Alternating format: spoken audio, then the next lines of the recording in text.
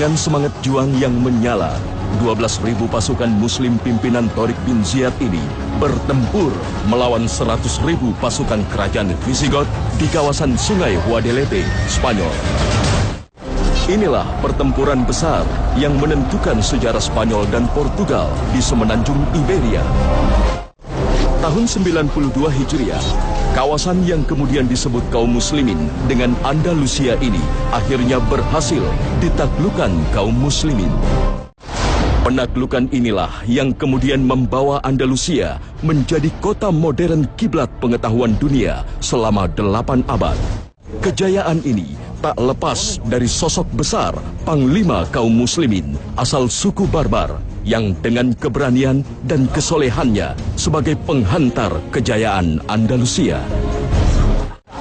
Sebuah bukti tempat pasukan muslimin mendarat pertama kali diabadikan dengan Jabal Tariq atau yang kemudian dikenal hingga kini dengan Gibraltar. Tariq bin Ziyad rahimahullah ta'ala adalah panglima yang sungguh luar biasa tercatat dalam sejarah Islam. Dan ketika bicara tentang penaklukan Andalus, tentang masuknya muslimin ke Andalus yang merupakan untuk hari pertama muslimin masuk ke sana sampai kemudian Islam besar 8 abad di Andalus, pasti tidak lepas dari jasa besar seorang Tariq bin Ziyad rahimahullah ta'ala. Tariq bin Ziyad, sang pemuda penakluk Andalus ini, lahir tahun 50 Hijriah. Berasal dari suku Barbar di Afrika Utara. Ia tercatat sebagai pemuda terpandang di kalangan sukunya dan dikenal sebagai pemuda yang memiliki keberanian serta jiwa kepemimpinan. Namun di luar sukunya, tak ada yang mengenal sosok ini. Pada tahun 89 Hijriah, sejarah mulai menyebut-nyebut namanya setelah ia memeluk Islam di usianya yang ke-30 tahun. Ia menerima Islam sebagai keyakinan barunya di tangan gubernur Afrika, Musa bin Nuzair, yang dikagumi karena kegagahan dan kebijaksanaannya. Walaupun seorang Tariq bin Ziyad telah memiliki keahlian yang sungguh luar biasa, bakat kepemimpinan dan dalam dunia ketentaraan sebagai seorang panglima, ternyata tidak membuat dia menjadi orang yang seterkenal ketika setelah berpapasan bertemu mendapatkan hidayah dalam Islam ini. Untuk itulah sebenarnya kalau kita boleh belajar dari Tariq bin Ziyad rahimahullah ta'ala, yang membesarkan Tariq bin Ziyad adalah ketika dia menerima Islam. Karena sebelumnya dia telah menjadi seorang panglima, sebelumnya di Barbar dia sebagai seorang tokoh. Ketika masuk Islam, bertemu dengan pemimpin muslim di negeri Afrika yaitu Musa bin Nuzair, kemudian disitulah begitu dia mendapatkan hidayah, baru muncul Tariq bin Ziyad yang namanya terabadikan di sepanjang sejarah Andalus. Setiap bicara Andalus pasti bicara Tariq bin Ziyad, dan bahkan namanya tercatat hingga hari ini, tercatat sebagai sebuah nama untuk gunung yang ada di seberang Maroko. Bahkan selat itu pun dikenal dengan selat Gibraltar, atau dalam bahasa Arab adalah selat Jabal Tariq atau gunung Tariq, yaitu Tariq bin Ziyad rahimahullah ta'ala. Jiwa kesatria Tariq bin Ziyad semakin tampak setelah ia dekat dengan gubernur Musa bin Nuzair.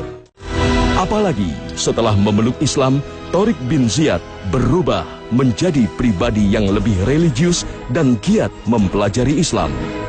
Sejarah penaklukan bumi Andalus pun dimulai. Saat itu, Andalusia dipimpin oleh raja yang dikenal zalim, Raja Rodrik. Ia dikenal sebagai raja yang tidak adil terhadap masyarakatnya, bahkan terhadap bawahannya sendiri.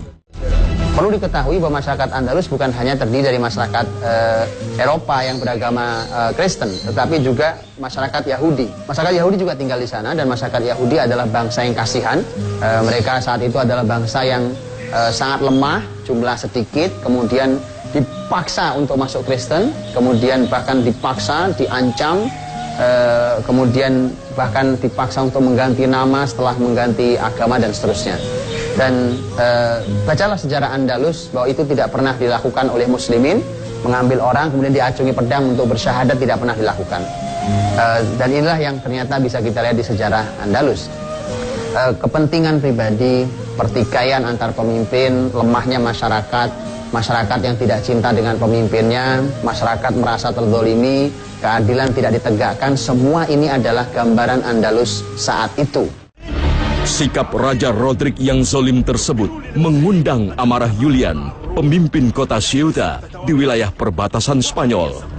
Apalagi saat ia mengetahui putrinya yang jelita diperkosa Rodrik saat menuntut ilmu di wilayahnya di Toledo, ibu kota Andalus.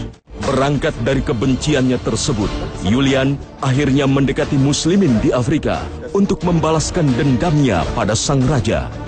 Sebagai orang yang berkuasa di wilayah perbatasan, Julian membuka jalan lebar-lebar bagi umat muslimin untuk menguasai Andalusia. Namun Gubernur Musa bin Nusair dengan bijaksana tak serta-merta menerima ajakan Julian.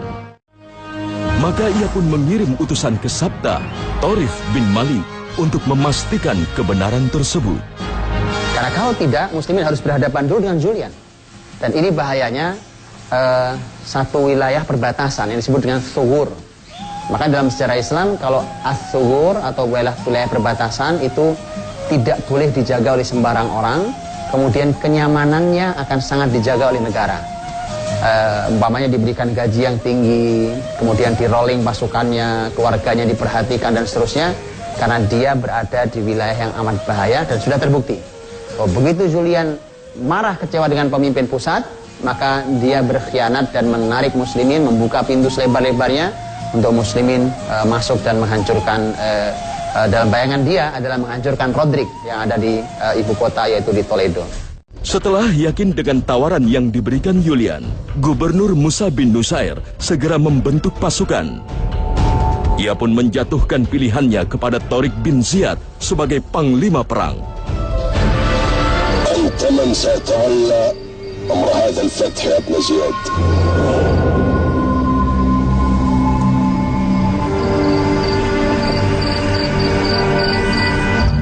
Ana man yaftahu. Wa lima la? هي مهمة جليلة تحتاجك أنت يا أمير. أنا لا أملك أن أترك قيادة إفريقيا في مثل هذه الظروف وأن أمضي إلى هناك. إذا فهناك غير من القادة ومن يطلونني خبرة ويعلونني مقاما. أنت الذي ستولى هذا الأمر. الياني. Meski baru 3 tahun memeluk Islam dan meski bukan berasal dari suku Arab, sang gubernur yakin Tariq bin Ziyad mampu membawa pasukannya dalam kemenangan. Sebab Tariq memiliki jiwa kesatria dan kesolehan yang dapat diandalkan untuk memimpin. Ana huna man yattakhidhu al-qarar wa ana al-mas'ul amama Allah wa dari al-khilafah an hadha al-amr. Fasda' bima tu'mar.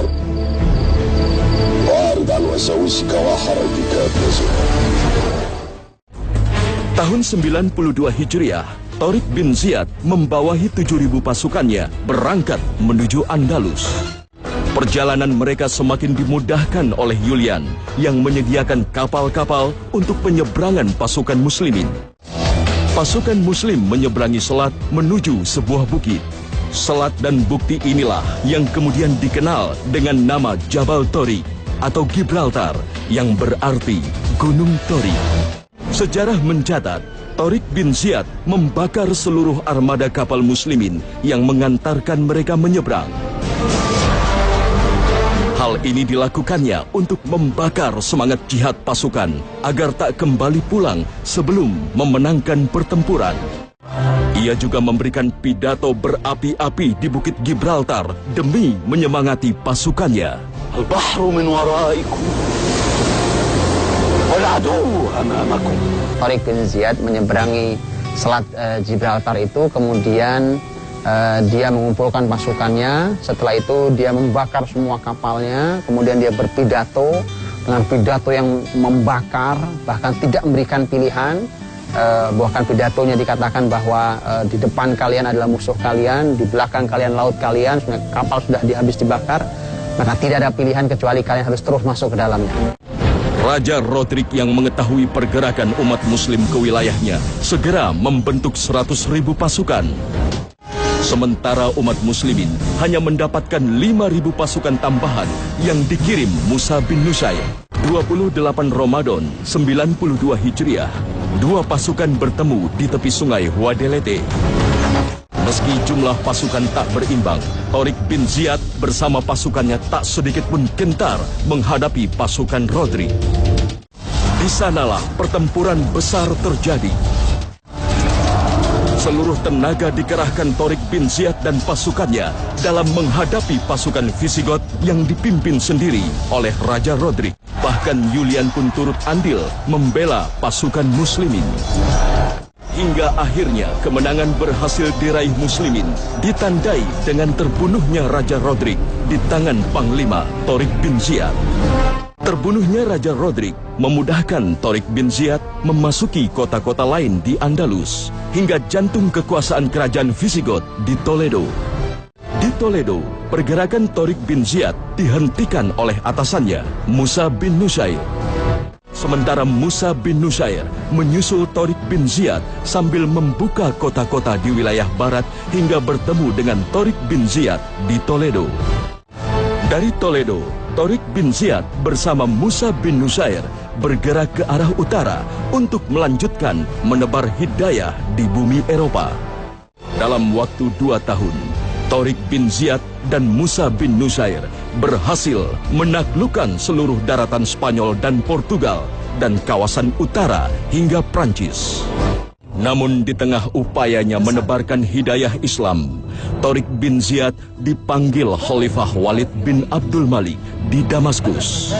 Sejarah mencatat, kalau saja sang khalifah tak memanggil Tariq bin Ziyad dan Gubernur Musa bin Nusair, sejarah mungkin akan berkata lain. Hampir sudah seluruh Andalus sudah sudah nyaris bisa digabungkan seluruh Andalus. Maka Musa bin Nusair punya tekad yang luar biasa.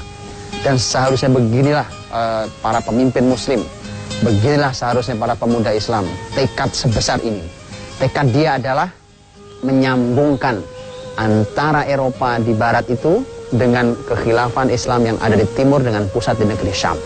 Di tengah sudah merencanakan bahwa di lapangan pasukan di lapangannya adalah Tariq bin Ziyad, kemudian dia bersamanya. Dia sudah berniat dari Andalus dia akan masuk ke Perancis, dari Perancis dia akan melewati Italia Utara, kemudian dia akan masuk ke Roma. Dan ini kenapa masuk ke Roma? Karena disebut oleh Nabi Shallallahu Alaihi Wasallam tentang Roma, negeri yang akan mendapatkan hidayah Islam. Kemudian nanti dia akan keluar lagi dan kemudian terus dia bergerak sampai masuk ke Bulgaria. Dari Bulgaria itulah maka dia akan masuk ke Konstantinopel. Dia masuk bergerak masuk dari dalam Eropa, dan dari Konstantinopel itu maka dia akan menyambungkan dengan Syam karena sudah tidak ada lagi penghalang kecuali hanya Selat Bosporus, dan kemudian bersambunglah nanti Turki dengan negeri Syam. Bayangkan tekad sebesar itu luar biasa, tetapi karena dia dipanggil oleh khalifah maka dia harus kembali ke timur. Dan niat besar itu kemudian belum bisa diraihnya. Dan dari sejak itu sampai terakhir kebesaran Turki Utsmani, muslimin belum bisa memasuki bagian tengahnya Eropa. Dan ternyata ini adalah takdir Allah Subhanahu wa taala untuk kita hari ini, bahwa muslimin hari ini mendapatkan tugas dari Nabi sallallahu alaihi wasallam untuk menghantarkan hidayah sampai ke tengah Eropa sana. Siapa orangnya kalau bukan kita dan anak-anak kita, atau mungkin anaknya orang lain kalau bukan anak-anak kita. Dengan demikian maka PR besar buat kita untuk menghadirkan generasi yang hebat, yang kokoh hingga mampu menghantarkan hidayah cahaya itu sampai ke negeri yang disebut-sebut oleh Nabi SAW sejak 15 abad sebelum kita ini. Dan karena itulah maka pelajaran mahal, milikilah tekad yang kokoh. Jangan berpikir hanya urusan yang sepele kecil-kecil. Berpikirlah seperti Musa bin Nusair, berpikirlah seperti Tariq bin Ziyad, ingin menggabungkan barat dengan timur dalam satu kekuasaan kekhilafahan. Apa yang tidak bisa dilakukan dengan izin Allah Subhanahu wa taala. Tapi hanya karena memang belum takdirnya, hanya karena dia dipanggil oleh khalifah, maka niat besar itu kemudian dia batalkan. Dalam waktu 2 tahun saja, ia berhasil membebaskan bumi Andalusia dari penindasan Raja Lalim, dan kelak Andalusia menjelma sebagai pusat peradaban dunia selama 8 abad lamanya. Tariq bin Ziyad tak lagi sempat kembali ke Andalusia dan akhirnya wafat di negeri Syam.